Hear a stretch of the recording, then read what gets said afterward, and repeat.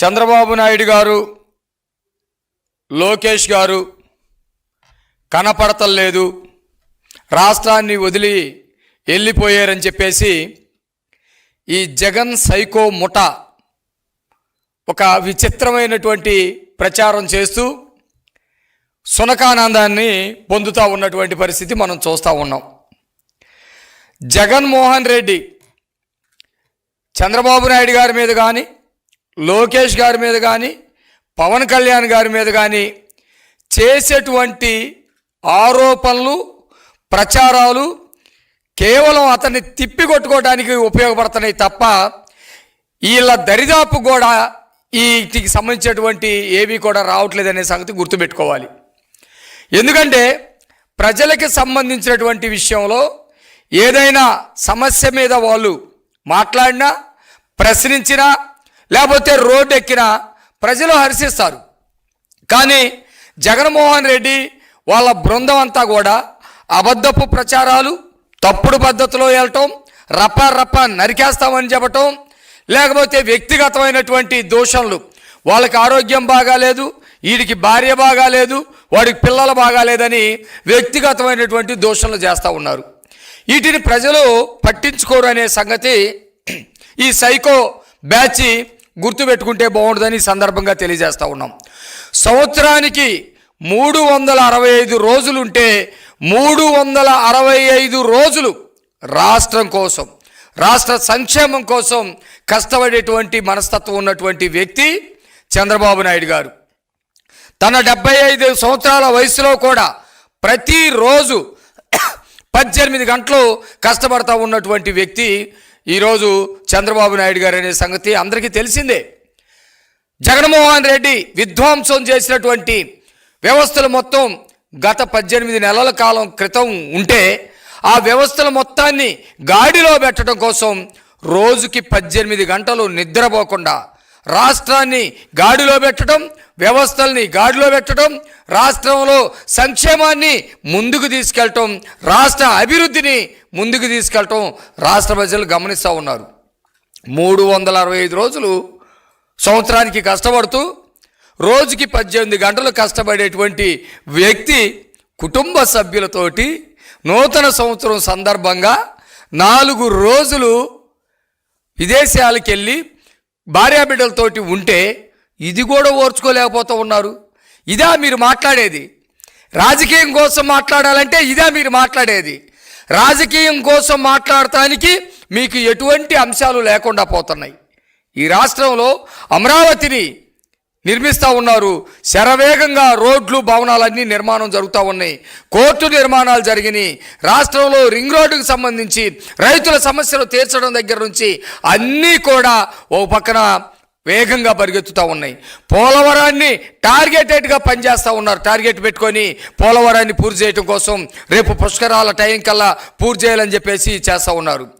దాదాపు ఇప్పటికీ 50,000 కోట్ల రూపాయలు పైచిలకు పెన్షన్లు ఇచ్చినటువంటి పరిస్థితి ఈరోజు చంద్రబాబు నాయుడు గారి కూటమి ప్రభుత్వంలో ఉంది. మీరు 3,000 ఇస్తానని 3,000 ఇవ్వలేకపోతే 4,000 రూపాయల చొప్పున 1వ తారీఖు వస్తూ ఉంటే తెల్లవారుజాముకే 6-7 గంటలకే తీసుకెళ్ళి పెన్షన్లు ఇస్తూ ఉన్నారు. ఇవన్నీ చంద్రబాబు నాయుడు గారు ఆంధ్రప్రదేశ్ని కాసుకొని కూర్చొని రాష్ట్రంలో అహర్నిశలు కష్టపడుతూ చేయటం వల్ల సాధ్యపడింది. అడోడో పిల్లిబిత్రి గొట్టంగాడు ఒకడు నిన్నగాక మొన్న జైలుకి వెళ్ళాలని చెప్పేసి ప్రయత్నం చేస్తే పోలీసులు పట్టుకొని జైలుకి తీసుకెళ్లేటువంటి ప్రయత్నం చేస్తే జగన్మోహన్ రెడ్డి అపాయింట్మెంట్ దొరికింది. అంతకుముందు జగన్మోహన్ రెడ్డి ముఖ్యమంత్రిగా ఉన్నప్పుడు ఎమ్మెల్యేలకు అపాయింట్మెంట్స్ లేవు, మంత్రులకు లేవు, ఎంపీలకు లేవు. స్వయం వాళ్ళ ఎంపీలే చెప్పారు జగన్మోహన్ రెడ్డి కనీసం 2 నిమిషాలు కూడా మాతో మాట్లాడని. ఒక అతను సోషల్ మీడియాలో విర్రవీగుతూ ఉంటే అతనికి 41 నోటీస్ ఇచ్చి అతను తీసుకెళ్ళి మొన్న రాయలసీమలో ఒక పోలీస్ స్టేషన్కి తీసుకెళ్తే ఆ రోజు జగన్మోహన్ రెడ్డి చెప్పాడంట, ఏమయ్యా వెంకటరెడ్డి నువ్వు మాత్రం బ్రహ్మాండంగా ఉన్నావు, బాగా చేస్తున్నావు, ఇక బాగా చెయ్యి అన్నాడంట. ఆ మాట అన్నాడు. తాయిలాలు ఇచ్చాడో, లేకపోతే సైకోతత్వాన్ని బోధించాడో, లేకపోతే వాళ్ళ కార్యకర్తలకి గంజాయి ఇచ్చి తలలు మూగజీవుల తలలు నరికేయటం ఎట్లాగా నేర్పించాడో ఆ పద్ధతిలో ఇతనికి ఏమన్నా నేర్పించాడేమో. పిచ్చి పిచ్చి అన్నీ కూడా మాట్లాడుతూ ఉన్నాడు. రోజుకి ఒక 4 రకాలు గాలి పోగేసి గాలి మాటలు మాట్లాడుతూ ఉన్నారు. ఆ క్రమంలో చంద్రబాబు నాయుడు గారు కనపడతలేదు, లేకపోతే లోకేష్ గారు కనపడతలేదని చెప్పేసి పిచ్చి పోస్టర్లు ఒకటి పెట్టుకొని పిచ్చి పత్రికల్లో ఒకటి రాపిచ్చి చేస్తూ ఉన్నటువంటి పరిస్థితి కనపడతా ఉంది. పొద్దున రండి, మీరు ఎవరో కనపడతలేదన్నటువంటి వాళ్ళకి ఆయన ఏమన్నా తండ్రి ముఖ్యమంత్రిగా ఉంటే లక్షల కోట్ల రూపాయలు సంపాదించి ఆ లక్షల కోట్ల రూపాయలు ఫారిన్లో దాచిపెట్టుకోవడానికి వెళ్ళేటువంటి వ్యక్తులు కాదు కదా. 24 గంటలు రాష్ట్రం గురించి ఆలోచించేటువంటి వ్యక్తులు. తన భార్యా బిడ్డలతోటి 4 రోజులు సేద తీర్థం కోసం వెళ్ళినప్పటికీ కూడా రాష్ట్రంలో ఏం జరుగుతూ ఉంది, రాష్ట్రం గురించి నిరంతరం సమీక్షలు చేస్తూ ఉన్నటువంటి పరిస్థితి కనపడతా ఉంది. చంద్రబాబు నాయుడు గారు విదేశాల్లో ఉండి కూడా జగన్మోహన్ రెడ్డి సైకోతత్వంతో రాజముద్ర ఉన్నటువంటి పాస పుస్తకాలను తీసి పక్కన పడేసి అతను సైకో బొమ్మ వేసుకొని ఎవరో సంపాదించినటువంటి ఎవరికో పితృదార్జ్యం వచ్చినటువంటి భూముల మీద ఆ బొమ్మలు వేసుకొని ఇస్తే ఇది సరైంది కాదని రాష్ట్ర ప్రజలందరూ కూడా నిరసన వ్యక్తం చేసి ఆవేదన వ్యక్తం చేస్తే వాటి మీద పాస పుస్తకాల మీద వాళ్ళ సొంత భూములు ఉన్నటువంటి పాస పుస్తకాల మీద రాజముద్రతోటి అవి వేసేటువంటి పరిస్థితి సమీక్ష చేసినటువంటి పరిస్థితి ఉంది.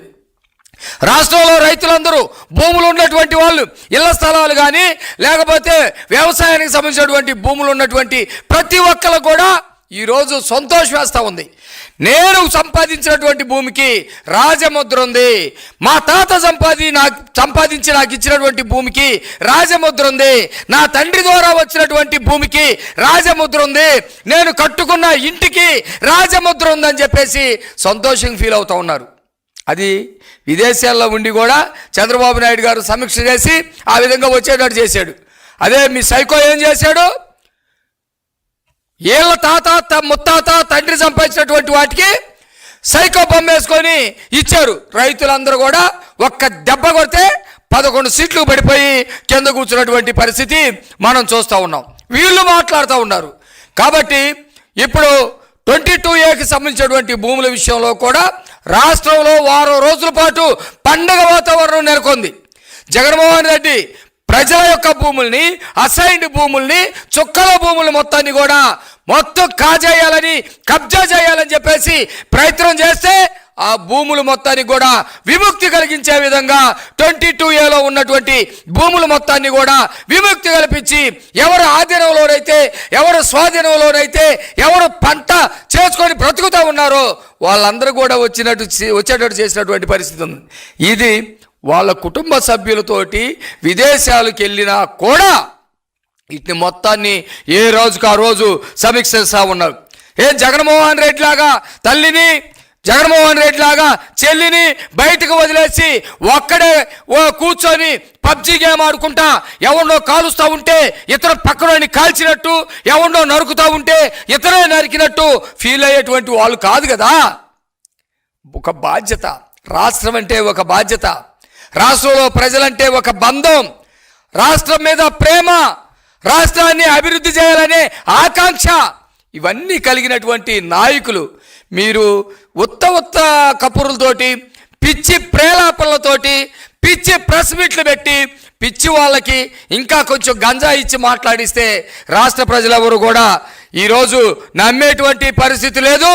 రాష్ట్రం 2025 సంవత్సరంలో ఏ విధంగా అయితే వ్యవస్థలు మొత్తం గాడిలో పెట్టామో 2025 సంవత్సరంలో ఎప్పుడైతే మీరు పోగొట్టినటువంటి సంక్షేమాన్ని బ్రహ్మాండంగా 2 చేసి రాష్ట్ర ప్రజలకి సంక్షేమాన్ని అందించామో, మీరు విధ్వంసం చేసినటువంటి అభివృద్ధిని 2 చేసి రాష్ట్రం మొత్తం అన్ని జిల్లాలకి అభివృద్ధి వికేంద్రీకరణ చేస్తూ ఉన్నామో 2026 సంవత్సరంలో కూడా అంతకి రెట్టింపించినటువంటి ఉత్సాహంతో చంద్రబాబు నాయుడు గారు, లోకేష్ గారు, పవన్ కళ్యాణ్ గారు పనిచేయడానికి సిద్ధంగా ఉన్నారు.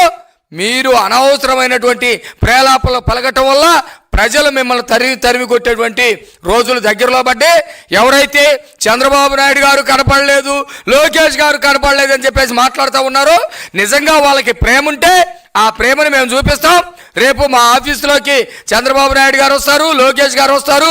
మళ్ళీ కార్యక్రమాలు ఉన్నాయి. గుంటూరులో పుస్తకాలకు సంబంధించినటువంటి తెలుగు సాహిత్యానికి సంబంధించినటువంటి మీటింగ్ జరిగిపోతూ ఉంది. 8వ తారీఖు ఒక మీటింగ్ ఉంది. ఇవన్నిటికి దగ్గరికి వస్తే మీకు ప్రేమపూర్వకంగా మంచి విందు పెట్టి పంపిస్తాము. మీరేం బాధపడొద్దు. రాష్ట్ర ప్రజలు చంద్రబాబు నాయుడు గారు పరిపాలన మీద, చంద్రబాబు నాయుడు గారి మీద నమ్మకం ఉంది. లోకేష్ గారి నాయకత్వం మీద నమ్మకం ఉంది. కాబట్టి